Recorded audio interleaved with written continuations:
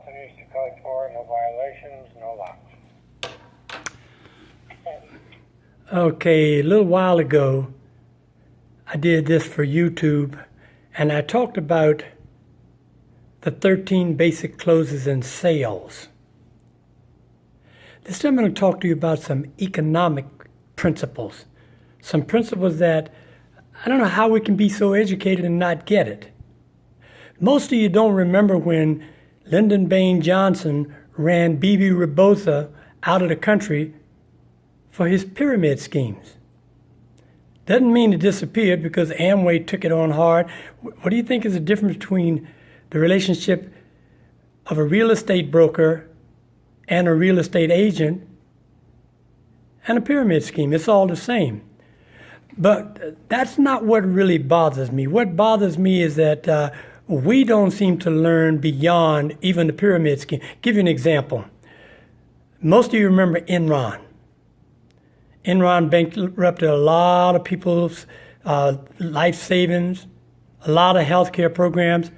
Enron used a process called mark-to-market.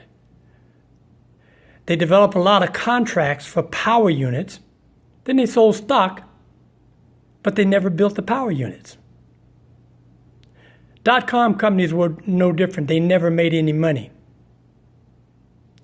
This has been going on for a long time in the United States. Back in 1973, I worked with a company called Omnivest International. And really interesting, I was their best salesman, so they promoted me to the interview team. Now, even at the interview team, every time I brought in a person to become a salesman, I made $20 because it cost you $135 to come to work for the company. That was given back to you if you ever got your real estate license, which most didn't. I made probably $60,000 in sales in less than 6 months. I probably got $2,000. What happened was a guy that I knew at PG&E asked me one day, well, is there a guy named Bob Dohanian working with you at that company? I said, yeah. He said, that SOB has been stealing from the state of California for 30 years. His next step was to go tell the Department of Real Estate that we had a former San Francisco police officer who was pretty good and pretty honest. I get a call the next day. They want me to become a snitch for probably the smartest white guys I ever met. You know, I've sold everything from freeze-dried foods, magazines, real estate, insurance, so I understand the sales game. But fortunately, I come from a math family, so I understand the money game. For a long time, the nation was warned about the overturn of Glass-Steagall. What made the United States great was a New Deal package will have a car in every garage and a chicken in every pot. Glass-Steagall protected that image until Bill Clinton overthrew it or overturned it. Now here's the interesting thing. All of those packages they sold, they had a thing called derivatives where they put in undocumented and low documented loans in a package called derivatives. These were real estate contracts that were already probably 95% in bankruptcy. They were failed contracts. They sold those derivatives,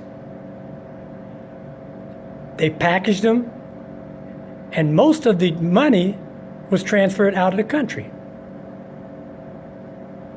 Most of you have read, just like when I was at Omnivest, they would buy stuff, jack it up, file bankruptcy, then they would put it in a holding company, pull the land contracts out later, sell them again, file bankruptcy, put them back into a whole. Well, that's exactly what they did when we overturned Glass-Steagall.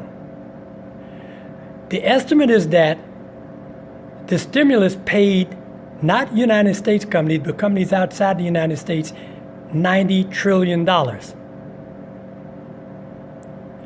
Many of you have read the Rothschilds are worth $500 trillion. There's not $500 trillion worth of goods and services on the planet.